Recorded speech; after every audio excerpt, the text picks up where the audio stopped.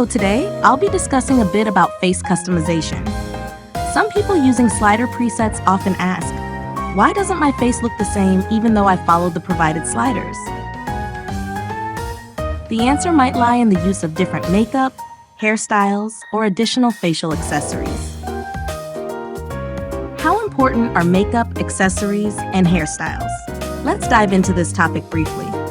Here, I'm using a few additional accessories such as solid eyelashes and distinct double eyelid B. There's also a non-B version available, which only costs 1 point. If you want to use more accessories, the non-B version might be a good option. However, I'm using the B version, which costs 3 points and links to eyelid movement. The non-B version doesn't link to eyelid movement, but the choice depends entirely on your preference. For makeup, I'm using Soft Makeup B Glassy Lip Gloss 4. For the hairstyle, I'm using Pisante Hair. Testing without makeup and accessories.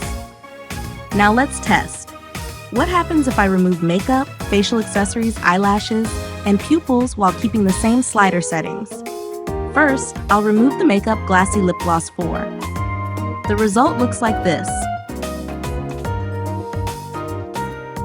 It's not very noticeable because I only use Glassy Lip Gloss 4 to even out the lipstick slightly. Next, I'll remove Soft Makeup B. Now, the face appears paler. Finding alternatives. To fix this, you can try other makeup options. For instance, replacing Soft Makeup B with Spring Makeup B results in this. It's somewhat similar, but the colors are different. Spring Makeup B has a pink tone, and the shading around the eyes is less noticeable compared to Soft Makeup B. To address this, you can add more alternatives. For example, using Maiden Makeup adds more even lipstick coverage and a subtle blush around the eyes. This is just one example. There are many options you can try to customize your character as you like. Changing hair and pupil settings. Next, let's change the hair to glossy and long, and the pupils to clear eyes. The result shows that these changes don't significantly affect the overall look. Now I'll switch all accessories, eyelashes, and eyebrows to basic items. Thin eyebrows, cordial eyelashes. The result is very different.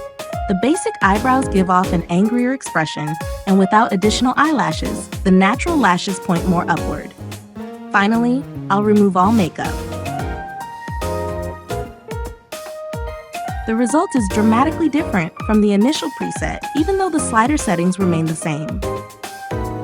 How to address this? To achieve the desired look, you can either use similar accessories and makeup, or adjust the sliders to match your available items. While this may take some time, it ultimately depends on what you're aiming to create. Testing graphic settings. I'm curious, what happens if I lower the graphics quality? Let's test the results on 3 settings: lowest, medium, and ultra.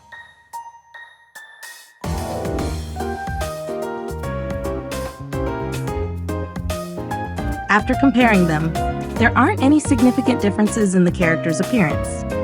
The textures mainly vary on clothing and lighting outside the salon. Lighting and its impact. Speaking of lighting, it also affects slider presets and appearance. I always adjust the light source to be from the front or slightly from the side. Why? If the lighting splits the face into light and shadow, it creates a dividing line that might not look ideal.